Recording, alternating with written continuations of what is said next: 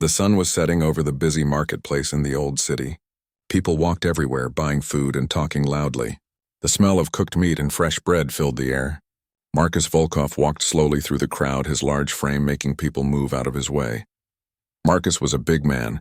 He stood 6 feet and 5 inches tall. His shoulders were wide and strong from years of training. Scars covered his hands and arms. His face looked serious, like someone who had seen too much pain in the world.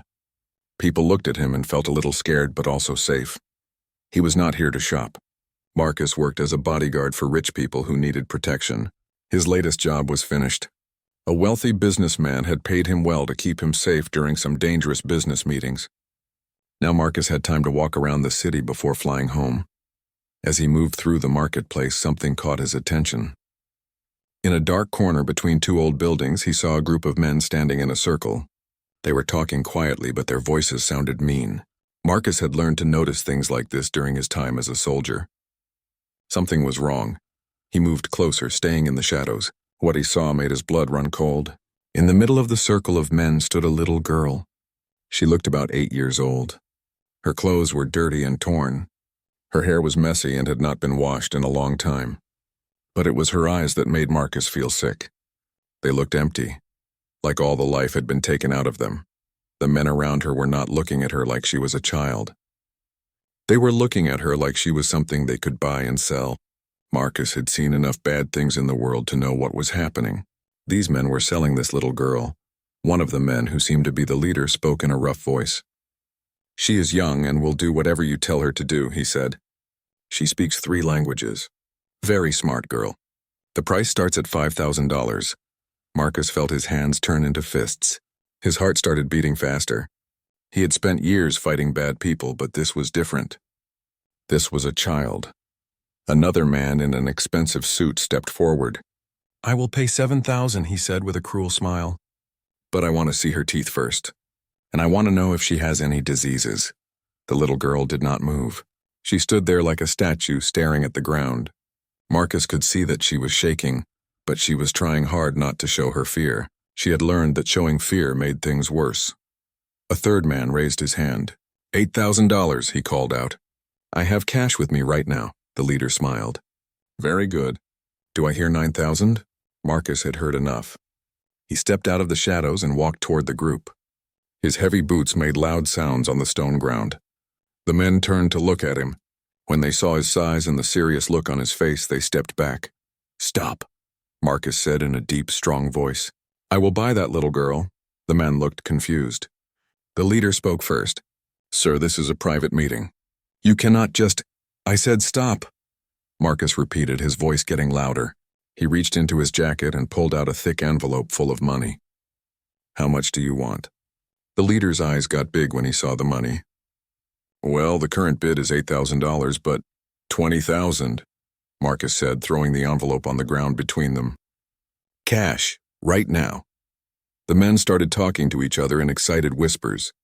$20,000 was more money than they had expected to get. The man in the expensive suit looked angry. "Hey, wait a minute. I was bidding on her first." Marcus turned to look at him. The man was much smaller than Marcus. When he saw the look in Marcus's eyes, he took a step back. Marcus did not say anything, but his face made it clear what would happen if the man tried to argue. 20,000 it is, the leader said quickly. He picked up the envelope and counted the money. "She is yours." Marcus looked down at the little girl for the first time. She was even smaller up close. Her arms and legs were too thin. Her face was dirty, but he could see that she had probably been pretty before all these bad things happened to her. She still had not looked up at him. "What is your name?" Marcus asked her in a gentle voice. The girl did not answer. She kept staring at the ground. One of the men laughed. "She does not talk much anymore, but she understands English, Russian, and German. Very useful." Marcus felt angry again, but he kept his voice calm. "Come with me," he said to the girl. "You are safe now." The little girl finally looked up at him. Her eyes were blue, but they looked so sad and tired. She had seen too many bad things for someone so young. She did not trust him yet. Why should she? All the adults in her life had hurt her. Marcus held out his hand, but he did not try to grab her. He waited. After a long moment, the girl took a small step toward him. Then another step. Finally, she was close enough that he could protect her from the other men. Smart choice, the leader said, putting the money in his pocket. She will cause you no trouble. She has learned to be quiet. Marcus wanted to hit the man, but the little girl was watching him. He did not want to scare her more than she already was. Instead, he put his hand gently on her shoulder and started walking away from the group. As they walked through the marketplace, Marcus could feel the girl shaking under his hand. She was probably wondering what this new man would do to her. All her life, men had hurt her. She had no reason to think Marcus would be different. "My name is Marcus," he said as they walked. "I am not going to hurt you. Do you understand?" The girl nodded, but she still did not speak. They reached Marcus's car, a black sedan parked on a quiet street. Marcus opened the passenger door and helped the girl get in. She sat very still, like she was afraid to move. As Marcus started the car, he looked at the little girl sitting next to him. She was staring out the window with those empty eyes. Marcus had saved many people during his time as a soldier and bodyguard. But this felt different.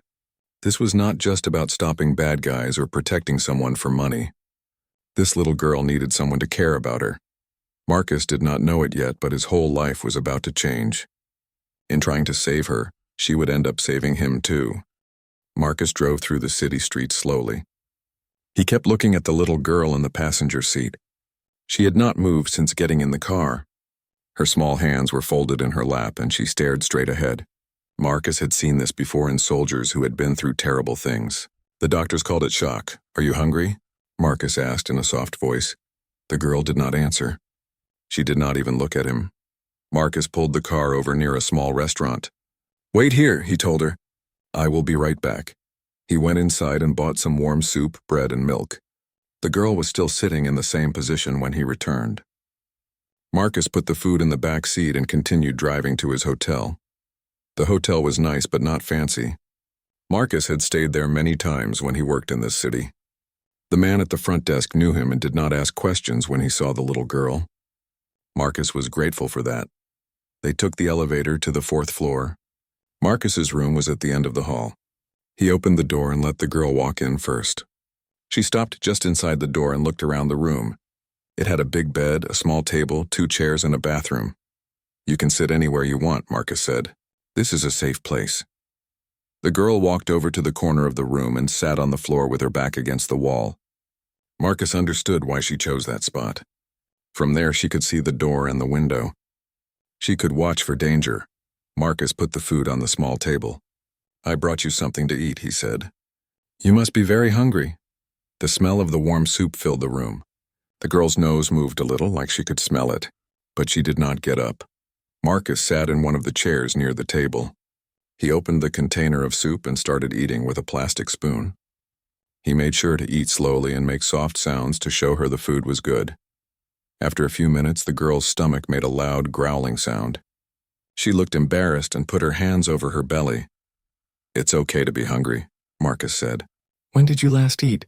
The girl opened her mouth like she was going to speak, but then closed it again. She looked scared, like talking might get her in trouble. Marcus got up slowly and walked to the bathroom.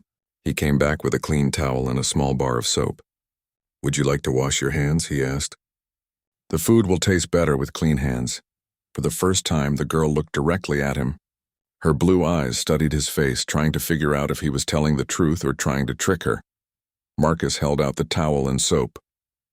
"I will turn around so you have privacy," he said. He turned his back to her and looked out the window.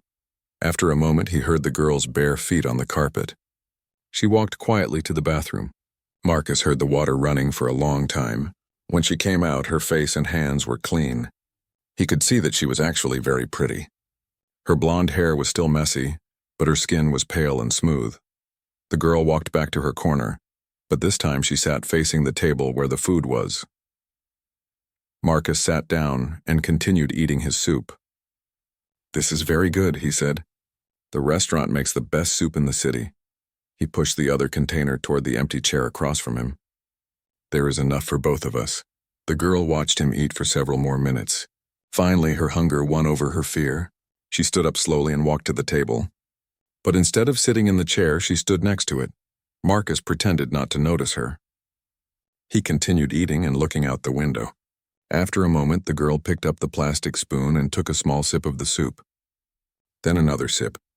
Then she began eating faster, like she was afraid someone would take the food away from her. "Slow down," Marcus said gently. "There is plenty of food. No one will take it from you." The girl stopped eating and looked at him with wide eyes. She was ready to run if he tried to hurt her. "It's okay," Marcus said. "Keep eating. I just don't want you to get sick from eating too fast." The girl nodded and continued eating, but more slowly this time. Marcus opened the milk and put it next to her bowl.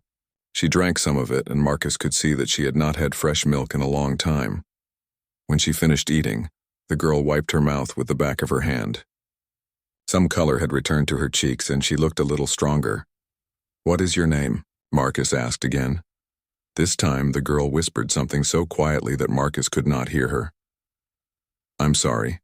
I did not hear you," Marcus said. "Can you say it again?" "Anya," the girl said, a little louder this time. "Anya," Marcus repeated. "That is a beautiful name.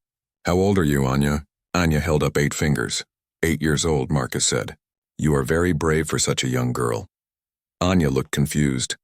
No one had ever called her brave before. Marcus stood up and walked to his suitcase. Anya tensed up, ready to run. But Marcus just pulled out a clean t-shirt. It was much too big for her, but it was clean and soft. "You can change into this if you want," Marcus said. "I will turn around again." Anya took the shirt and went into the bathroom. When she came out, the shirt hung down to her knees like a dress. She looked very small in it, but she also looked more comfortable. Marcus had made a bed for himself on the floor using extra blankets and pillows. "You can sleep in the big bed," he told Anya. "I will sleep over here." Anya looked surprised. She had probably never had a bed to herself before. "Why?" she asked in a small voice. "Because you need a good night's sleep," Marcus said, "and because you are safe here. I promise." Anya walked over to the big bed and climbed up on it. She sat on the edge with her feet hanging down. The bed was so big that she looked like a doll sitting on it. Marcus turned off most of the lights, leaving only a small lamp on near his makeshift bed on the floor. "Good night, Anya," he said. "Good night," Anya whispered back. Marcus lay down on the floor and closed his eyes, but he did not sleep. He listened to Anya moving around on the bed, trying to get comfortable. After about an hour, her breathing became slow and steady. She was finally asleep. Marcus stared at the ceiling and thought about what he had done. He had acted without thinking when he saw those men selling Anya. His soldier training had kicked in, and he had treated it like a rescue mission. But now what? He could not just take her to the airport and fly home with someone else's child. He did not even know her last name or where she came from. In the morning, he would have to figure out what to do next. But for now, Anya was safe and sleeping in a real bed for the first time in who knows how long. That was enough for tonight. Marcus finally fell asleep, listening to the sound of Anya breathing peacefully. Neither of them knew that this was the beginning of something that would change both their lives forever. Marcus woke up when the sun started coming through the hotel window. His back hurt from sleeping on the floor, but he did not mind. He looked over at the bed and saw that Anya was still sleeping. She was curled up in a ball under the covers, like she was trying to make herself as small as possible. Marcus got up quietly and went to the bathroom to wash his face. When he came out, Anya was awake and sitting up in bed. Her hair was messy from sleep, but her eyes looked more alert than they had the night before. "Good morning," Marcus said softly. "Good morning," Anya replied in a whisper. Marcus had been thinking all night about how to talk to her. He needed to know more about what had happened to her, but he did not want to scare her by asking too many questions. "Are you hungry?" Marcus asked. Anya nodded. Marcus called room service and ordered breakfast for both of them. While they waited for the food, he sat in the chair across from the bed. "Anya," Marcus said carefully, "can you tell me about your family? Do you have parents or brothers and sisters?" Anya's face became very sad. She looked down at her hands. "My mama and papa are gone," she said quietly. "What happened to them?" Marcus asked. "There was a big explosion," Anya said. "Our house fell down. Mama and papa were inside." Tears started to form in her eyes, but she wiped them away quickly. Marcus felt his heart break for this little girl. "I am very sorry that happened to you," he said. "What happened after that?" Anya was quiet for a long time. Then she started talking in a voice so soft that Marcus had to lean forward to hear her. "Some people came and said they would help me," she said. "They said they would find me a new family. But they lied. They took me to a place with other children. We had to work all day and were not allowed to go outside." Marcus felt angry again, but he kept his voice calm. "How long were you there?" "I don't know," Anya said. "A long time. Then they moved me to different places. Sometimes I stayed with families who were mean to me. Sometimes I stayed in rooms with other children. The bad men said they owned me now." Marcus closed his eyes for a moment. He had seen the results of human trafficking during his time as a soldier, but hearing it from a child made it so much worse. "You said you speak 3 languages," Marcus said. "How did you learn them?" "I had to," Anya said. "When they moved me to different countries, I had to understand what people were saying. If I did not understand, I got in trouble." A knock on the door interrupted their conversation. Marcus got up to answer it. The room service waiter brought in a cart with eggs, toast, juice, and fresh fruit. Marcus signed for the food and gave the waiter a tip. Anya watched everything carefully. Marcus could tell she was always thinking about how to escape if she needed to. "Come eat," Marcus said, setting the food on the small table. This time, Anya got up and sat in the chair without hesitation. She was still very hungry. As she ate, Marcus noticed that she had good manners. Her parents had taught her well before they died. "Anya," Marcus said while they ate, "I want you to know that you are safe with me. I'm not like those bad people who hurt you." Anya looked at him with those serious blue eyes. "Why did you help me?" she asked. Marcus thought about how to answer. "Because no child should be treated the way they were treating you," he said. "And because I know what it feels like to be alone and scared." "You do?" Anya asked. "Yes," Marcus said. "When I was a little boy, my parents died too. I lived in different homes with people who did not really care about me. Some of them were mean, like the people who hurt you." Anya put down her fork and stared at him. "What happened to you?" "I grew up and became a soldier," Marcus said. "I learned how to be strong and how to protect people. That is my job now." "Are you going to leave me somewhere?" Anya asked. Her voice was scared again. Marcus looked at her small face and made a decision that surprised even him. "No," he said. "I am not going to leave you anywhere. We will figure this out together." For the first time since he had met her, Anya smiled a little bit. It was just a tiny smile, but it made her whole face look different. After breakfast, Marcus decided to take Anya shopping for clothes. She could not keep wearing his t-shirt. They walked to a store that sold children's clothes.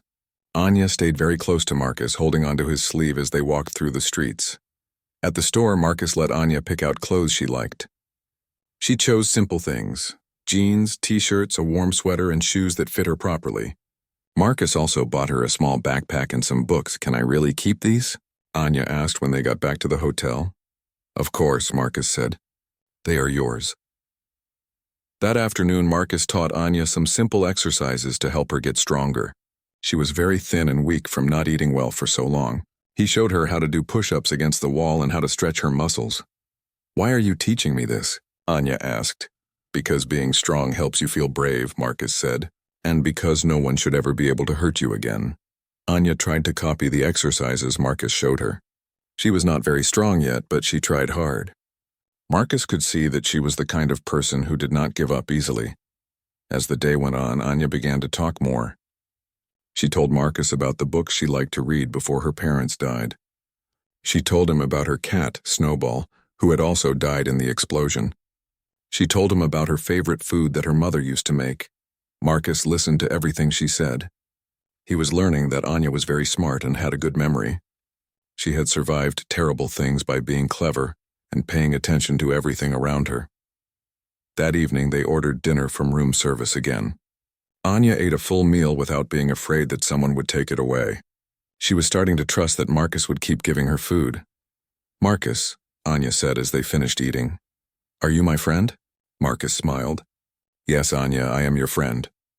"I never had a grown-up friend before," she said. "Well, now you do," Marcus said. Before bed, Marcus called his lawyer back home. He explained the situation and asked what he needed to do to help Anya legally. The lawyer said it would be complicated but not impossible. They would need to start by getting Anya some official papers and finding out exactly where she came from. When Marcus got off the phone, Anya was sitting on the bed looking worried. "Are you going to send me away?" she asked. Marcus sat down next to her on the bed. "No, Anya. I was talking to a lawyer about how to make sure you can stay with me if that is what you want."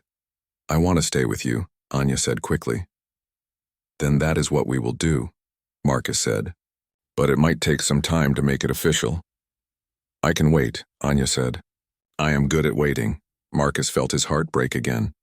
This little girl had been forced to wait and hope for so long.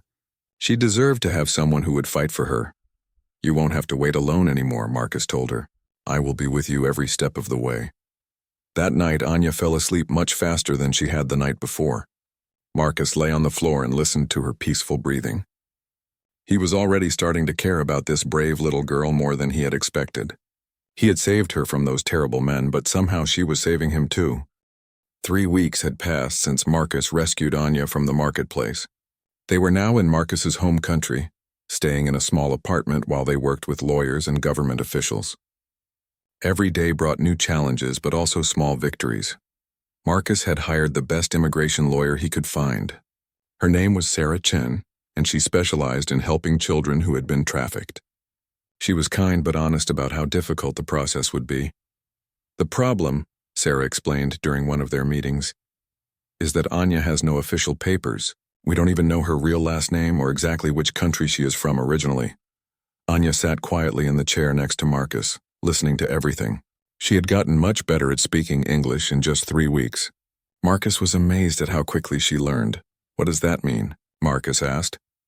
"It means the government doesn't know who she is officially," Sarah said. "They could decide to send her back to the state system or try to find relatives in her home country." Marcus felt his jaw tighten. "She has no relatives. Her parents are dead." "I believe you," Sarah said, "but we need to prove that. And we need to prove that you are the best person to take care of her." Over the past 3 weeks, Marcus had taken Anya to see doctors to make sure she was healthy. The doctors were shocked at how thin she was and how many old injuries she had. But they also said she was getting better quickly with good food and care. Marcus had also enrolled Anya in a special program to help her catch up with her education. She had missed more than a year of school, but she was very smart. Her teacher, Mrs. Rodriguez, said Anya was one of the fastest learners she had ever seen. "She reads at a much higher level than most 8-year-olds, Mrs. Rodriguez told Marcus, "and her math skills are excellent. She just needs time to feel safe and confident." At home, Marcus and Anya had developed a routine. Every morning, Marcus made breakfast while Anya got dressed. She always chose her own clothes now, something she had never been allowed to do before. After breakfast, they would do exercises together. Anya was getting stronger every day. In the afternoons, Marcus worked on his computer while Anya did her schoolwork. He had started his own security consulting business so he could work from home and be with Anya. It meant less money than his old job, but Marcus didn't care. In the evenings, they would cook dinner together. Marcus was teaching Anya how to make simple meals. She loved learning new things and always paid close attention to everything he showed her. "Why do we cut the vegetables so small?" Anya asked one evening as they made soup. "So they cook evenly," Marcus explained. "And so they taste better in the soup." Anya nodded seriously and continued cutting carrots into tiny pieces. She approached everything with the same careful attention, like she was afraid of making mistakes. "Anya," Marcus said, "you know it's okay to make mistakes, right? That's how we learn." Anya looked up at him. "The bad people got angry when I made mistakes." "I am not the bad people," Marcus said gently. "I will never get angry at you for making mistakes. I might get angry if you don't try, but mistakes are normal." One evening, while they were watching television together, Anya asked Marcus about his family. "Do you have children?" she asked. "No," Marcus said. "I never had children before." "Why not?" Marcus thought about how to explain. "I moved around a lot for my job, and I thought I was not good at taking care of people. But you take good care of me," Anya said. Marcus smiled. "You make it easy. Do you have a wife?" "No," Marcus said. "I never found the right person." Anya was quiet for a moment. Then she said, "I think you would be a good papa." Marcus felt something warm spread through his chest. "Do you think so?" "Yes," Anya said seriously. "You are kind and you keep me safe. That is what papas do." The next day brought bad news. Sarah called to tell them that the government was pressuring them to place Anya in foster care while they sorted out her legal status. They say it's not appropriate for a single man with no family experience to be caring for a traumatized child, Sarah explained over the phone. Marcus felt panic rise in his chest. But she's doing well. The doctor said so. Her teacher said so. I know, Sarah said. But the system has rules. They want to place her with a family that has experience with foster children. Marcus looked at Anya, who was doing her homework at the kitchen table. She was working on a math problem, her tongue sticking out a little as she concentrated. The thought of someone taking her away made him feel sick. What can we do? Marcus asked. We fight, Sarah said. We get statements from her doctors and teachers. We show them that she is thriving with you, and we hope the judge sees that separating you two would be harmful to Anya. That night, Marcus sat Anya down to explain what was happening. He tried to keep his voice calm, but Anya could tell he was worried. Some people think you should live with a different family while we wait for your adoption papers, Marcus said. Anya's face went white. No, she said. I want to stay with you. I want you to stay with me too, Marcus said. We are going to fight this, but I wanted you to know what was happening. What if they take me away? Anya asked. Her voice was shaking. Then I will find you and bring you home, Marcus said. I promise you that. Anya threw her arms around Marcus's neck and held on tight. I don't want to go, she whispered. You won't, Marcus said, holding her close. We are a family now, and families stick together. The next few days were filled with meetings and phone calls. Marcus gathered statements from everyone who worked with Anya. Her doctor wrote a letter saying that separating her from Marcus would be traumatic and harmful to her recovery. Her teacher wrote that Anya had made incredible progress and was clearly bonded to Marcus. Marcus also had to be interviewed by social workers. They came to the apartment and watched how he and Anya interacted. They asked him hundreds of questions about his background, his work, and his plans for Anya's future. One social worker, a woman named Ms. Patterson, seemed particularly skeptical. Mr. Volkov, she said, you have no experience with children. You work in a dangerous field. How do we know you can provide a stable home for this child? Because I have been providing a stable home for her, Marcus said. Look at her school reports. Look at her medical reports. Look at how happy she is. Ms. Patterson made notes on her clipboard. Happiness is not enough. Children need structure, routine, and parents who understand child development. I am learning, Marcus said, and Anya is teaching me. After the social workers left, Anya was very quiet. That night, she had nightmares for the first time since their second week together. She woke up crying and calling for Marcus. Marcus sat on her bed and held her until she calmed down. I had a bad dream, she said. They took me away and I couldn't find you. That was just a dream, Marcus said. I am right here. Promise you won't let them take me, Anya said. Marcus looked into her scared blue eyes and made a promise he hoped he could keep. I promise I will do everything I can to keep us together. The hearing was scheduled for the following week. Marcus spent every free moment preparing with Sarah. They had a strong case, but there were no guarantees. The most important thing, Sarah told him, is to show them that you and Anya belong together, that separating you would hurt her more than help her. Marcus knew that was true. Over the past month, he and Anya had become a real family. She trusted him completely, and he had learned to care for her in ways he never thought possible. The idea of losing her now was unbearable. On the night before the hearing, Marcus and Anya sat together on the couch. Anya was reading one of her new books and Marcus was reviewing his notes for the next day. Marcus, Anya said without looking up from her book. Yes? Whatever happens tomorrow, thank you for saving me. Marcus put down his papers and looked at her. Thank you for letting me. Anya smiled and went back to her book. Marcus watched her read and realized that somewhere along the way, this had stopped being about rescuing a child in trouble. This had become about family and love and finding the person he was meant to be. Tomorrow would determine their future together. But tonight they were home. The courtroom was cold and formal. Marcus sat at a table with Sarah while government lawyers sat at another table across the room. Anya was not allowed in the courtroom during the hearing, so she waited in a small room next door with a social worker. Judge Williams was an older woman with gray hair and serious eyes. She had been a judge for 20 years and had seen many cases involving children. Marcus hoped she would understand what he and Anya meant to each other. This case is about the temporary custody of Anya Petrov while her immigration status is being determined, Judge Williams said. The state believes she should be placed in experienced foster care. Mr. Volkov believes she should remain with him. Sarah stood up first. Your Honor, Anya has been living with Mr. Volkov for 6 weeks.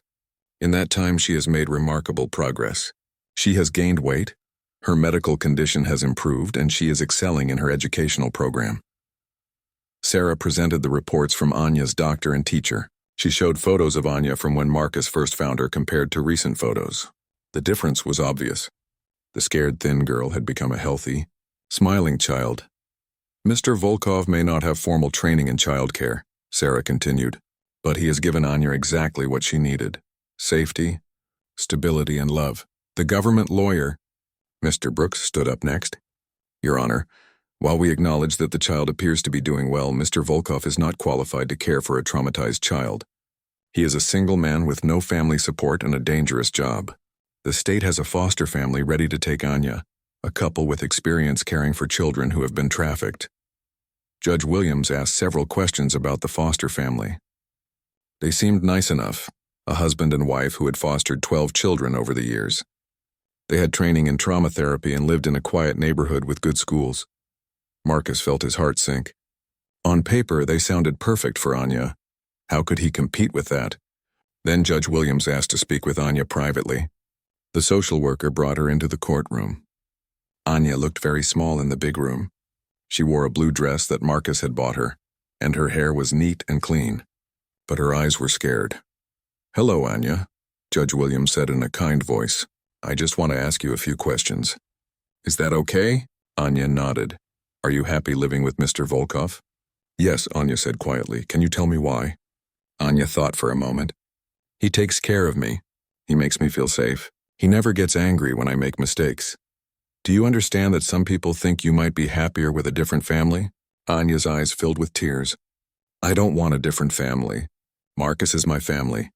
Judge Williams leaned forward. What makes you say that? Because he saved me, Anya said. And because he teaches me things and listens to me and... She stopped and wiped her eyes. Take your time, Judge Williams said gently. Because he loves me, Anya finished. And I love him. Marcus felt tears in his own eyes. He had never heard Anya say she loved him before. Judge Williams asked Anya a few more questions about her daily routine, her school, and how Marcus took care of her. Anya answered everything honestly, describing their life together in simple words. One more question, Anya, Judge Williams said. If you had to go live with the other family for a while, do you think you would be okay? Anya shook her head quickly.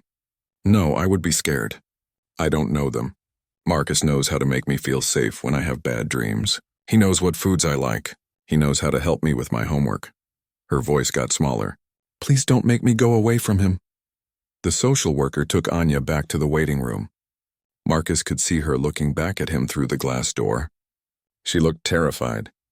Judge Williams called for a short break. Marcus and Sarah went into the hallway to talk. That went well, Sarah said. Anya was very clear about what she wants. But is that enough? Marcus asked. I don't know, Sarah admitted. The judge has to think about what's best for Anya, not just what she wants. When they returned to the courtroom, Judge Williams looked thoughtful. I have reviewed all the evidence and listened to everyone involved, she said. This is a difficult decision because both options have merit. Marcus held his breath. However, Judge Williams continued, I cannot ignore the bond that has formed between this child and Mr. Volkov. Anya has been through terrible trauma, and she has found healing and safety with him. To remove her from that environment now would likely cause her significant psychological harm. Marcus felt relief wash over him. That said, Judge Williams continued, I have concerns about Mr. Volkov's lack of formal training in child care. Therefore, I am granting him temporary custody with the following conditions. Judge Williams listed several requirements. Marcus would have to take parenting classes. Anya would need to continue seeing a therapist. Social workers would check on them regularly. Marcus would have to prove he could provide a stable home environment. Mr. Volkov, Judge Williams said, do you accept these conditions? Yes, Your Honor, Marcus said immediately. Whatever Anya needs, very well. Temporary custody is granted to Mr. Volkov, pending the resolution of Anya's immigration case. This court is adjourned. Marcus wanted to shout with joy, but he kept his composure until they left the courtroom. The social worker brought Anya out, and Marcus could see the question in her eyes. "We're going home," Marcus told her. Anya's face broke into the biggest smile Marcus had ever seen from her. She ran to him and threw her arms around his waist. "Really?" she asked. "Really," Marcus said. "We're staying together." On the way home, Anya was chattier than Marcus had ever heard her. She talked about the books she wanted to read, the food she wanted to learn to cook, and the games she wanted to play. "Marcus," she said as they pulled into their apartment parking lot. "Yes?" "In the courtroom, I told the judge I love you." Marcus turned off the car and looked at her. "I heard that. Do you love me too?" Anya asked. Marcus had been a soldier for many years. He had trained himself not to show emotion. But sitting in that car with this brave little girl, he felt tears in his eyes again. "Yes, Anya," he said.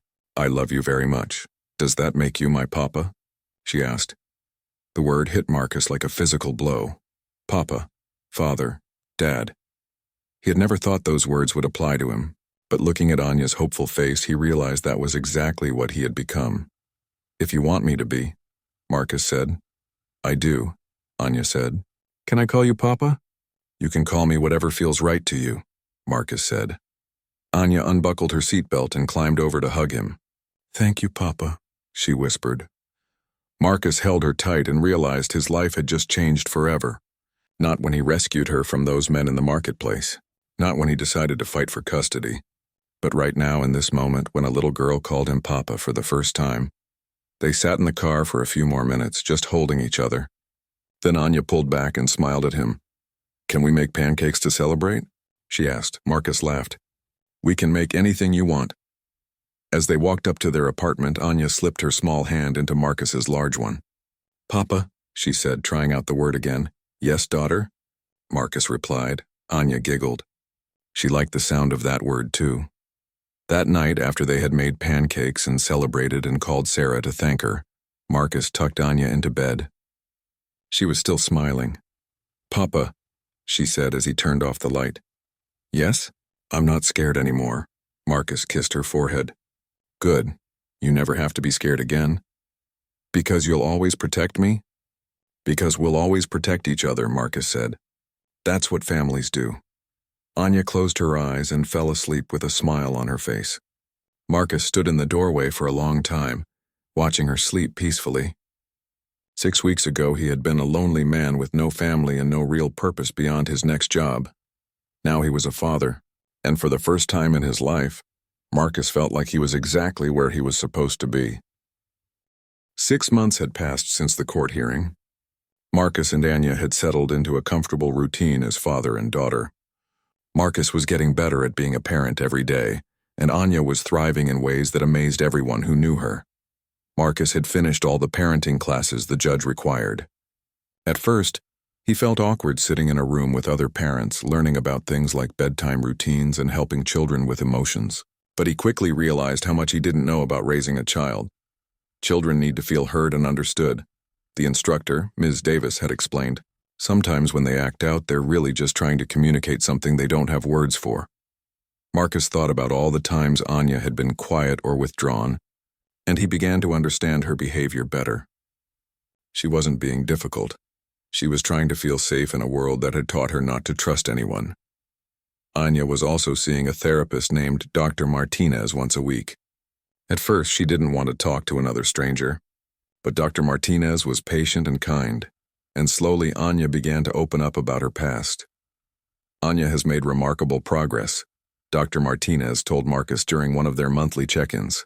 "She's learning to process her trauma in healthy ways. Having a stable, loving home has made all the difference." At home, Marcus and Anya had created new traditions. Every Saturday morning, they made breakfast together, usually pancakes, which had become Anya's favorite. Every Sunday, they went to the park or the library or sometimes just walked around the neighborhood. Anya loved the library most of all. She could spend hours reading books, and the librarian, Mrs. Kim, had become one of her favorite people. Mrs. Kim always saved new children's books for Anya to read first. That little girl reads more books in a week than some adults read in a year. Mrs. Kim told Marcus one day, "She's incredibly bright." Marcus was proud of how smart Anya was, but he was even more proud of how brave and kind she had become. She was making friends at school and was always eager to help other children who seemed sad or lonely. One evening in November, Marcus got a phone call that changed everything. It was from his old military commander, Colonel Hayes. "Marcus, I need you for a job," Colonel Hayes said. "It's a 3-month contract in South America. Very dangerous, but the pay is excellent. Are you interested?" Before Anya, Marcus would have said yes immediately. The money from jobs like this had allowed him to live comfortably and save for the future. But now he had other responsibilities. "I can't," Marcus said. "I have a daughter now." There was silence on the other end of the phone. "A daughter? Since when?" Marcus explained about Anya, though he left out the details about how they met. Colonel Hayes listened without interrupting. "Marcus, this job pays $500,000, Colonel Hayes said when Marcus finished. "That's enough money to secure your daughter's future. College. Everything she'll ever need." Marcus thought about the money. It was more than he made in 2 years running his consulting business. It would mean Anya could go to any college she wanted. It would mean they would never have to worry about money. "How dangerous is it?" Marcus asked. "Very," Colonel Hayes admitted. "But you're the best at what you do. That's why I need you." Marcus looked toward Anya's room where she was doing her homework. "I need time to think about it." "I need an answer by tomorrow," Colonel Hayes said. "The team leaves next week." That night, Marcus couldn't sleep. He kept thinking about the money and what it could mean for Anya's future. He also thought about the danger and what would happen to Anya if something happened to him. The next morning, Anya noticed that Marcus seemed distracted. "Are you okay, Papa?" she asked over breakfast. "I'm fine," Marcus said. "Just thinking about work." Anya studied his face. She had gotten very good at reading people's emotions. "Are you worried about something?" Marcus decided to be honest with her. Anya was smart enough to handle the truth, and she deserved to know what was happening. "Someone offered me a job," Marcus said. "It pays a lot of money, but it would mean going away for 3 months. Anya's fork stopped halfway to her mouth. "Going away, where?" "South America. It's the kind of work I used to do before I became your papa." Anya put down her fork. "The dangerous kind?" Marcus nodded. "The money would be enough to pay for your college and everything else you'll ever need." Anya was quiet for a long time. Then she asked, "Do you want to go?" Marcus thought about how to answer. Part of him missed the excitement of his old life. Part of him wanted to provide for Anya in the best way possible. But most of him just wanted to stay home with his daughter. "I want to do what's best for you," Marcus said. "Then don't go," Anya said immediately. "But the money—" "I don't care about money," Anya said. "I care about you. What if something bad happens to you? What if you don't come back?" Marcus saw tears forming in her eyes. "Anya, I would be very careful." "That's what my papa said before the explosion," Anya interrupted. "He said he would be careful when he went to work that day. But he didn't come back." Marcus felt like someone had punched him in the stomach. He had been so focused on the practical benefits of the job that he hadn't thought about how his leaving would affect Anya emotionally. "I'm sorry," Marcus said. "I didn't think about it that way." "Please don't go, Papa," Anya said. "I need you here. I don't want to lose another father." Marcus reached across the table and took her small hands in his. "You're right. I'm not going anywhere. Really? Really. My job now is being your papa. That's more important than any amount of money." Anya smiled through her tears. "You promise?" "I promise." Marcus called Colonel Hayes that morning and turned down the job. Colonel Hayes was surprised and a little angry. "Marcus, you're making a mistake," he said. "This kind of opportunity doesn't come along often." "I'm not making a mistake," Marcus said. "I'm making a choice. My daughter needs me more than I need the money. Your daughter will be fine for 3 months. Kids are resilient." "This kid has already been through too much," Marcus said. "She's not going to lose another parent if I can help it." After he hung up, Marcus felt completely at peace with his decision. The money would have been nice, but Anya was right. She needed him here, safe and present. That evening, Marcus and Anya were cooking dinner together when Anya suddenly stopped stirring the sauce and looked at him. "Papa, can I tell you something?" "Always." "When you told me about that job this morning, I got really scared. Not just scared that you might get hurt, but scared that you wanted to leave me." Marcus put down his knife and gave Anya his full attention. "Why would you think that?" "Because all the adults in my life have left me," Anya said quietly. My real parents died. The people who were supposed to help me sold me instead. Even the nice families I stayed with eventually gave me to someone else. Marcus knelt down so he was at eye level with Anya. Listen to me very carefully. I am never going to leave you by choice. The only way I would ever be away from you is if something happened that was completely out of my control, and even then I would fight with everything I have to get back to you. How do I know you mean it? Anya asked. Marcus thought for a moment. Then he went to his desk and pulled out a sheet of paper. He sat down and began writing. What are you doing? Anya asked. I'm writing you a promise, Marcus said. A real promise that I'm going to sign and you can keep forever. Marcus wrote, I, Marcus Volkov, promise my daughter Anya that I will always choose her over money, adventure, or anything else. I promise to be the father she deserves and to never leave her by choice. I promise that she is my first priority, today and always. He signed the paper and handed it to Anya. She read it carefully, her lips moving as she sounded out the bigger words. Can I really keep this? She asked. It's yours, Marcus said. Anya folded the paper carefully and put it in her pocket. Thank you, Papa. That night, after Anya was asleep, Marcus sat in his living room and thought about how much his life had changed. A year ago, he would have taken that job without hesitation. Money and excitement had been the most important things in his life. Now, the most important thing in his life was sleeping down the hall, clutching a piece of paper that contained his promise to always put her first. Marcus had learned something important about being a father. It wasn't just about providing food and shelter and safety, though those things were important. It was about showing up every single day and proving through actions that your child could count on you no matter what. For the first time in his life, Marcus felt like he truly understood what love meant. It meant choosing someone else's happiness over your own. It meant being willing to give up anything to keep them safe and secure.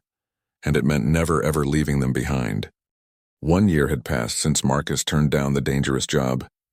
Life had settled into a peaceful routine that both he and Anya treasured. Marcus's security consulting business had grown steadily, allowing him to work mostly from home while still earning enough to provide well for his daughter. Anya was now 9 years old and thriving in every way. She had grown taller and stronger, her blonde hair was shiny and healthy, and her blue eyes sparkled with happiness most days. She was doing excellent work in 4th grade and had made several close friends. Marcus had also grown as a person. The rough edges that came from years of military life had softened. He smiled more, laughed easily at Anya's jokes, and had learned to braid hair, help with science projects, and navigate the complex social world of elementary school friendships. Their apartment had changed too. What had once been a simple, practical space for a single man had become a real home. Anya's artwork covered the refrigerator. Family photos sat on the tables. Bookshelves overflowed with stories they had read together. One Saturday morning in spring, they were making their traditional pancakes when Anya made an announcement. Papa, I want to invite my friend Emma for a sleepover next weekend, she said as she carefully measured flour. That sounds fun, Marcus said. What does Emma like to do? She likes to read and play board games just like me, Anya said. But Papa, there's something I need to tell you about Emma. Marcus looked at his daughter's serious expression. What is it? Emma is in foster care, Anya said quietly. She's been in 3 different homes this year. She's sad a lot, and some of the kids at school are mean to her because she doesn't have nice clothes. Marcus felt his heart squeeze. That must be very hard for her. It is, Anya said. I remember what it felt like to not have a real home. I want to be a good friend to her. Marcus was proud of his daughter's compassion. Despite everything she had been through, Anya always looked for ways to help others who were struggling. Of course, Emma can come for a sleepover, Marcus said. We'll make sure she has a wonderful time. The following Friday evening, Emma arrived for the sleepover. She was a quiet girl with brown hair and shy eyes. Her clothes were clean but clearly hand-me-downs, and she carried her belongings in a grocery bag instead of a suitcase. Hi, Emma, Marcus said gently when she arrived. Welcome to our home. Thank you, Mr. Volkov, Emma said politely. You can call me Marcus, he said. Are you hungry? We were just about to order pizza. Emma's eyes lit up. I love pizza. As the evening went on, Marcus watched Emma slowly relax. She and Anya played games, painted their nails, and talked about their favorite books. Marcus made popcorn and let them stay up later than usual to watch a movie, but Marcus also noticed things that worried him. Emma was very careful not to make any messes. She asked permission before touching anything. When Marcus offered her seconds at dinner, she looked surprised, like she wasn't used to having enough food. At bedtime, Marcus heard the girls talking quietly in Anya's room. "Your papa is really nice," Emma said. "He's the best papa in the world," Anya replied. "He saved me when I was in a really bad situation." "What do you mean?" Marcus stopped in the hallway to listen. Anya had never talked about her past with her friends before. "Before Marcus found me, I didn't have a real family either," Anya said. "I was scared all the time. But then Marcus rescued me and adopted me, and now I'm safe and loved." "Do you think someone will adopt me?" Emma asked in a small voice. "I hope so," Anya said. "Everyone deserves to have a family who loves them." Marcus felt tears in his eyes. His daughter had learned to be generous with hope, even after everything she had experienced. The next morning, Emma helped make breakfast and seemed reluctant to leave when her social worker came to pick her up. "Thank you for having me," Emma told Marcus. "This was the best sleepover I ever had." After Emma left, Anya was quieter than usual. "Are you okay?" Marcus asked. "I keep thinking about Emma," Anya said. "She reminds me of how I used to feel." "What do you mean?" "Like she's always waiting for something bad to happen," Anya explained. "Like she doesn't believe good things can last." Marcus sat down next to his daughter on the couch. "You felt that way when you first came to live with me?" "Yes," Anya said. "For a long time I thought you might change your mind about keeping me." "When did that feeling go away?" Anya thought carefully. "I think it was when you turned down that job, when you chose to stay with me instead of taking the money. That's when I knew for sure that you really wanted to be my papa forever." Marcus pulled Anya close. "You were right to feel that way. Actions matter more than words. I wish we could help Emma feel safe like I do," Anya said. Over the next few weeks, Emma became a regular visitor to their home. She came over after school sometimes, and they had her for dinner at least once a week. Marcus could see her gradually becoming more comfortable and confident. One evening, Marcus was helping both girls with their homework when Emma asked him a question that caught him off guard. "Marcus, do you think I'm a good kid?" Marcus looked up from the math problems he was checking. "Emma, you're a wonderful kid. You're kind, smart, and a great friend to Anya. Why do you ask?" "My social worker says the reason no one wants to adopt me is because I'm too old," Emma said sadly. "She says most people want babies or little kids." Marcus felt angry at the social worker for saying such a thing to a child. "Emma, look at me. The right family for you is out there, and when they find you, they'll know how lucky they are." "Do you really think so?" "I know so," Marcus said firmly. After Emma went home that night, Marcus found himself thinking about her situation. He researched adoption from foster care and learned that Emma's social worker was right about one thing. Older children were harder to place. But that didn't make them less deserving of love and family. A few weeks later, Marcus made a decision that surprised even him. He called Emma's social worker to ask about the possibility of adopting her himself. "Mr. Volkov, I appreciate your interest," the social worker said, "but you're already a single parent to one child with special needs. Taking on another child might not be approved." "Anya doesn't have special needs anymore," Marcus said. "She's thriving. And she and Emma are best friends. We're already functioning as a family when Emma is here." "I'll have to do a full evaluation," the social worker said. "Home visits, interviews, background checks. The process could take months." "I understand," Marcus said. "Emma is worth it." That evening, Marcus sat down with Anya to discuss his idea. "How would you feel if Emma came to live with us permanently?" he asked. Anya's face broke into a huge smile. "Really? Emma could be my sister?" "If that's what you want and if the state approves it, then yes." "I want that more than anything," Anya said. "Emma needs a family, and we have room in our family for her." Marcus was amazed by his daughter's generous heart. "It won't be easy. We'll have to share space, time, and attention." "That's okay," Anya said. "Love gets bigger when you share it. It doesn't get smaller." Marcus wondered where his 9-year-old daughter had learned such wisdom. The next time Emma came for dinner, Marcus and Anya told her about their idea. Emma stared at them in shock. "You want to adopt me?" she whispered. "We want you to be part of our family," Marcus said, "if that's what you want too." Emma started crying, but they were happy tears. Yes, she said. I want that more than anything. Marcus hugged both girls. Then we'll make it happen. The process was indeed long and complicated. There were home visits, interviews, and mountains of paperwork. But Marcus had learned patience from being Anya's father, and he was determined to see it through. 6 months later, they appeared in court for Emma's adoption hearing. This time, both girls were allowed in the courtroom. Judge Williams, the same judge who had granted Marcus custody of Anya, presided over the case. Mr. Volkov, Judge Williams said, you've already proven yourself to be an excellent father to Anya, but raising 2 children is very different from raising 1. Are you prepared for that challenge? Your Honor, my family is already complete with both girls in it, Marcus said. I'm not gaining a second child. I'm officially welcoming the daughter who's already been living in my heart. Judge Williams smiled. Adoption approved. Congratulations to the Volkov family. Emma cried with joy as Marcus signed the papers making her legally his daughter. Anya hugged her new sister tightly. That night, as Marcus tucked both girls into their beds, they had moved to a bigger apartment with 2 bedrooms. He reflected on how much his life had changed.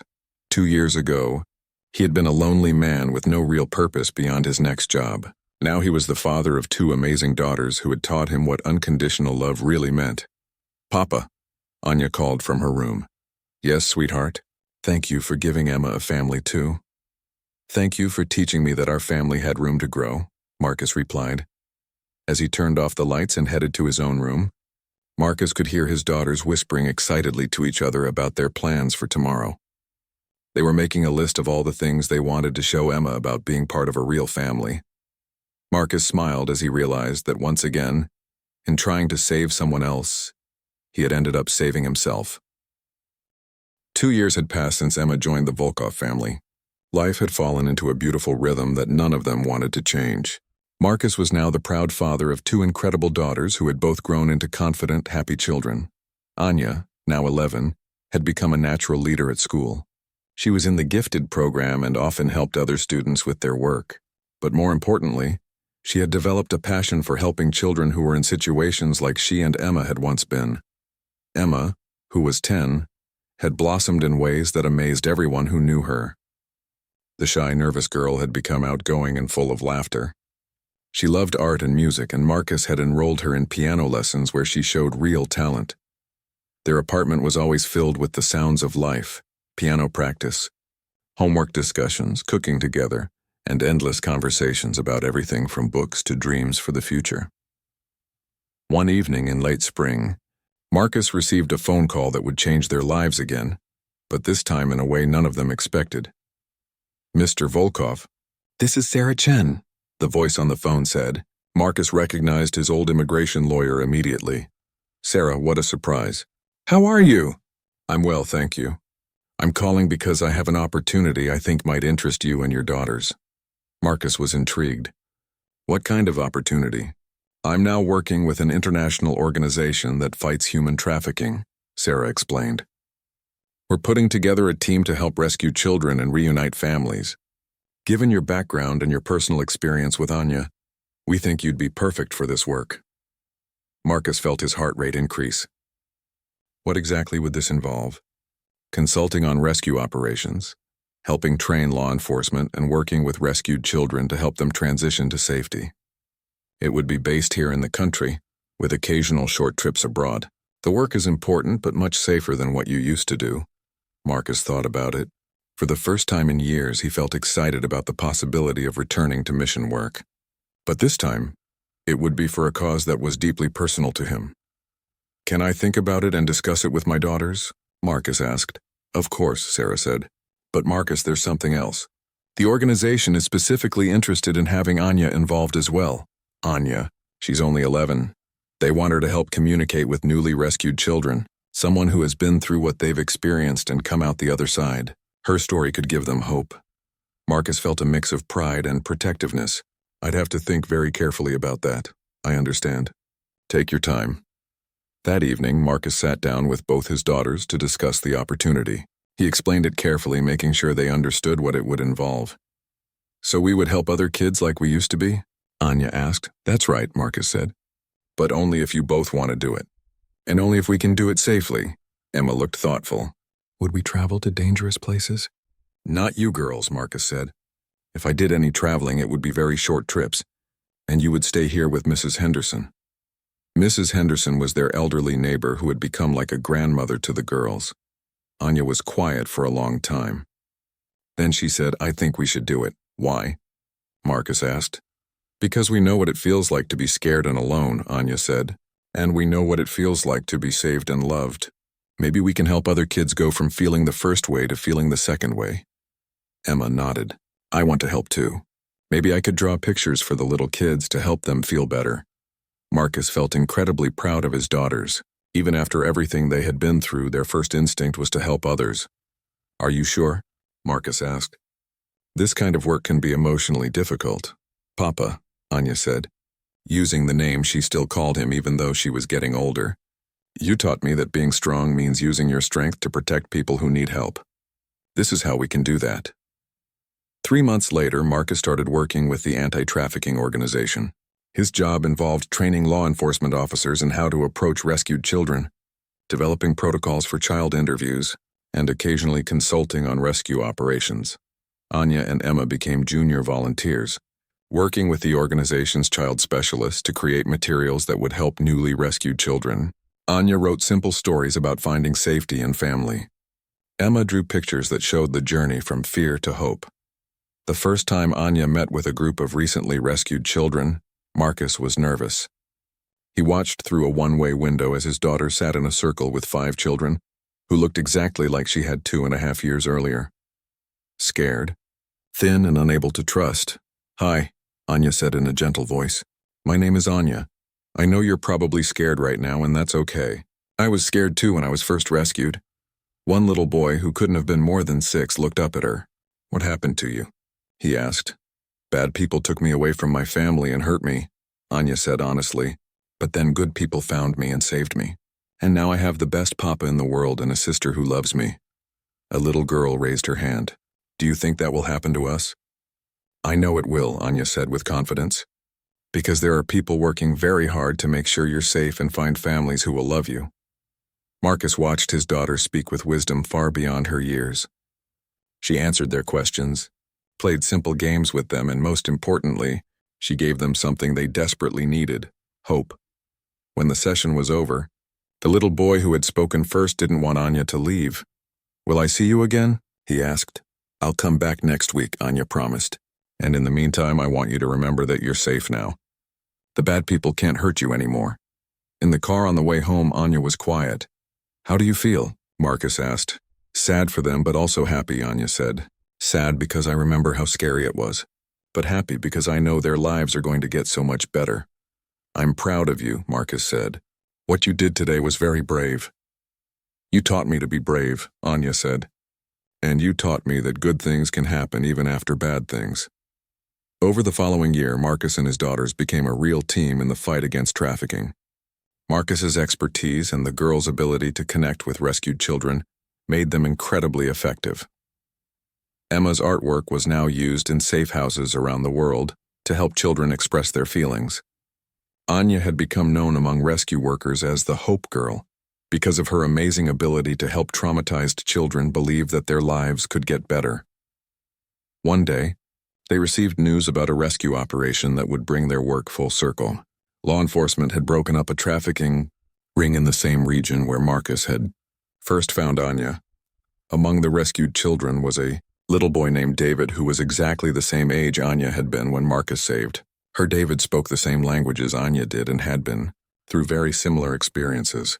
When the local authorities asked if Anya could help communicate with him, Marcus and Anya immediately agreed to travel there. It was Anya's first time returning to the area where her new life had begun. As their plane landed, she looked out the window at the familiar landscape. Are you nervous? Marcus asked. A little, Anya admitted, but also excited. I want to help David the way you helped me. When they arrived at the safe house where David was staying, Anya saw a little boy sitting alone in the corner of a room. He looked exactly like she had, scared, small, and trying to disappear into the walls. David, Anya said softly in his native language. My name is Anya. I want to tell you that you're safe now. David looked up at her with the same empty eyes Anya had once had. But when he saw that she was a child like him, not another adult, something changed in his expression. "Are you like me?" David asked quietly. "Yes," Anya said, sitting down on the floor next to him. "The bad people took me too. But look at me now. I'm healthy and happy and loved. And that's going to happen to you too. How do you know?" Anya pointed to Marcus, who was standing nearby. "See that big man over there? He saved me just like these people saved you. And now he's my papa and I have a sister, and we live in a house where I'm always safe." David studied Marcus with curious eyes. "He looks strong." "He is strong," Anya said. "And he's kind. Just like the people here who are taking care of you now." Over the next few days, Anya spent hours with David. She played simple games with him, taught him some English words, and slowly helped him understand that his nightmare was over. On their last day, David gave Anya a drawing he had made with Emma's art supplies. It showed two children holding hands with a big man standing behind them, protecting them. "This is you and me," David explained, "and this is your papa keeping us safe." Anya felt tears in her eyes. "David, you're going to find a wonderful family who loves you." "I promise. Will I be as happy as you?" David asked. "Happier," Anya said with certainty. On the plane ride home, Marcus and Anya sat quietly, both thinking about their trip. "Papa," Anya said finally. "Yes, sweetheart? Do you remember when you first saw me in that marketplace?" "I remember everything about that day," Marcus said. "What made you decide to save me?" Marcus thought about his answer. "I saw a little girl who needed help and I knew I had to do something. I couldn't walk away." "Did you know then that I would become your daughter?"